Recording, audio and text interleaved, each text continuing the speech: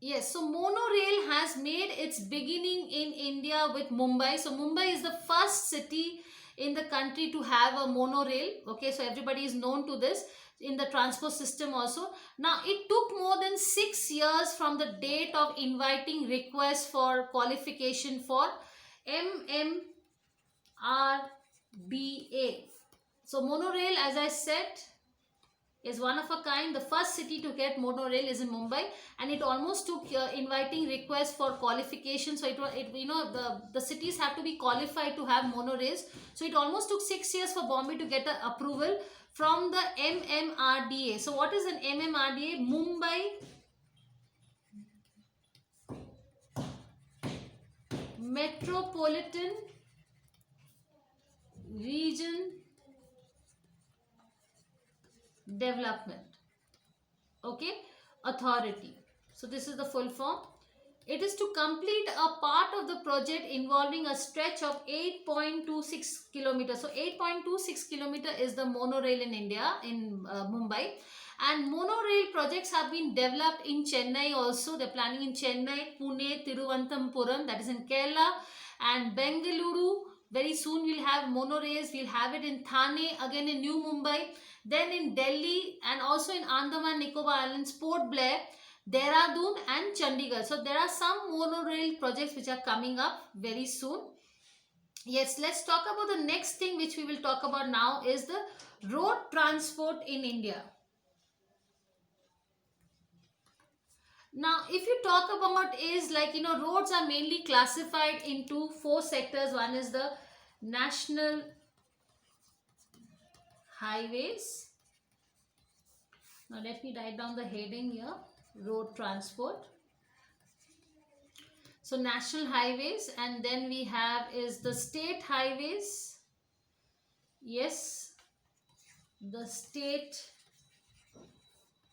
highways, and then we have is, as I said also, because we have the state highways and the national highways, and then we have the direct roads. Yes, we have the direct or the district roads.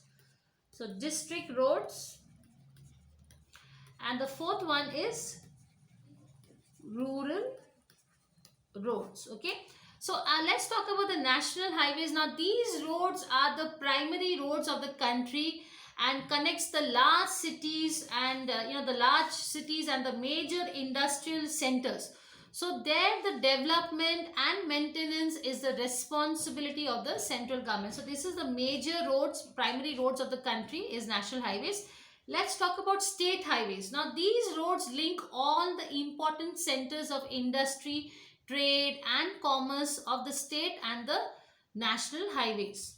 Talking about district roads, now these roads, they connect different parts of the districts, important industrial centers and market centers, and usually it leads to local railway stations also. So district roads, they connect to the local railway stations. Rural roads, that is the last one. So these roads, they generally connect the villages. There are two types of roads here. Let me write down here. The ones which are metal, they are called as pakka road. So pakka is an English dictionary word now. It's taken from the Indian word pakka. Pakka means it is ready, it's strong, so that's called as pakka. And non-metal roads that are called as kacha. So this is also it's included in the English dictionary, kacha. Okay, so pakka roads and kacha roads, rural roads are divided into two parts. Now, if you talk about the role, in network in India, so let us just talk about the network in India.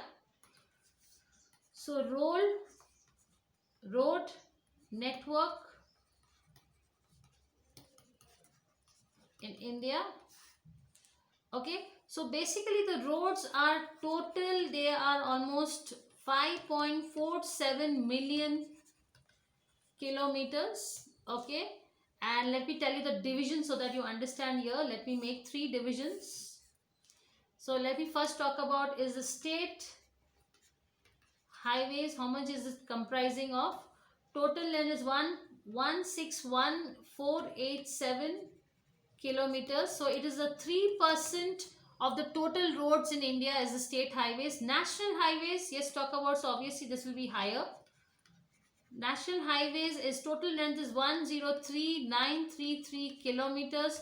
So only 2% of the total roads in India. And then talking about is the district. So the major roads are here only, district and rural roads, which comprises 5207,044 kilometers. Okay, so we share the 95% of the total roads in India.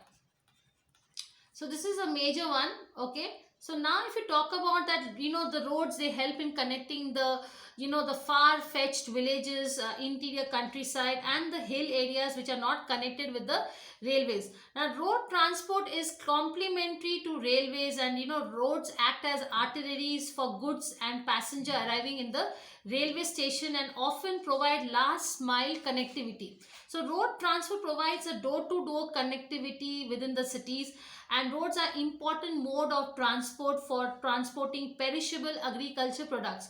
So from the point of view that national security and defense, roads are vital to a country.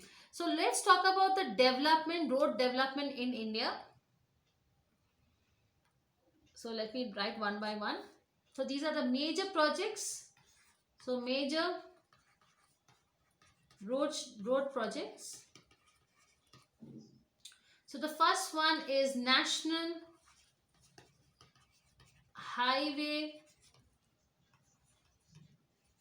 Development Project, that is called as NHDP. Then we have is the Pradhan Mantri Bharat Jodo Pariyojana,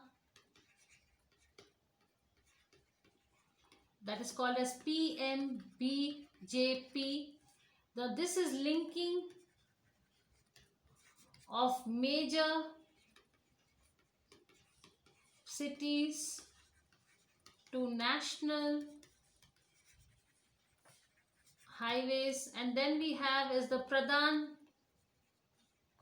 Mantri Gram Sadak Yojana, that is PMGSY. So this is the focusing on the construction of rural roads. Okay, so the national highway deals with the development of high quality highways. So NHDP is the largest highway project undertaken in the country, and it has been implemented by the National Highway Authority of India, that is the NHAI. Now initially the National Highway Development Project, that is NHDP, consists of two components. Okay, so let us talk about the NHDP in much better manner. Okay, so as I said, NHDP, okay, and it is an initiative by NHAI. It has been implemented by NHAI, that is National Highway Authority of India. Now initially, as I said, it was divided into two major components. So the first one is the Golden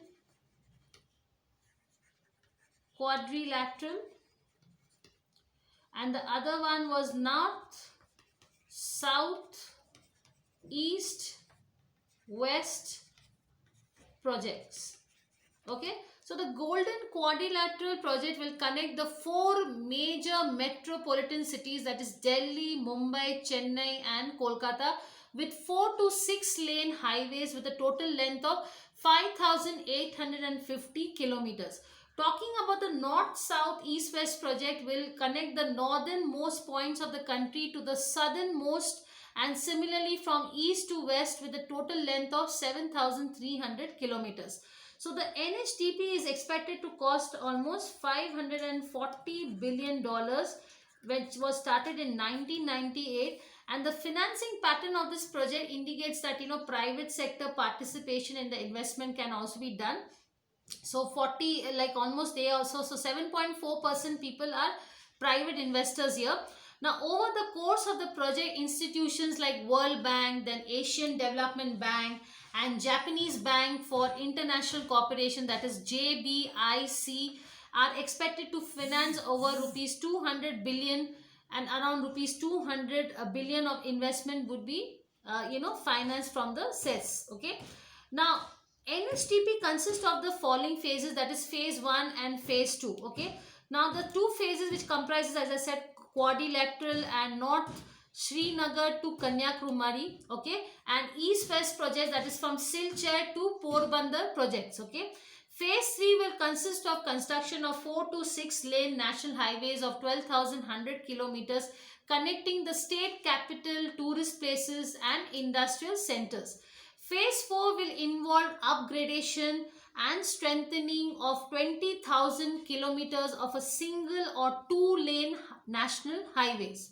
Phase 5 will involve construction of 6 lane national highways of 6,500 kilometers.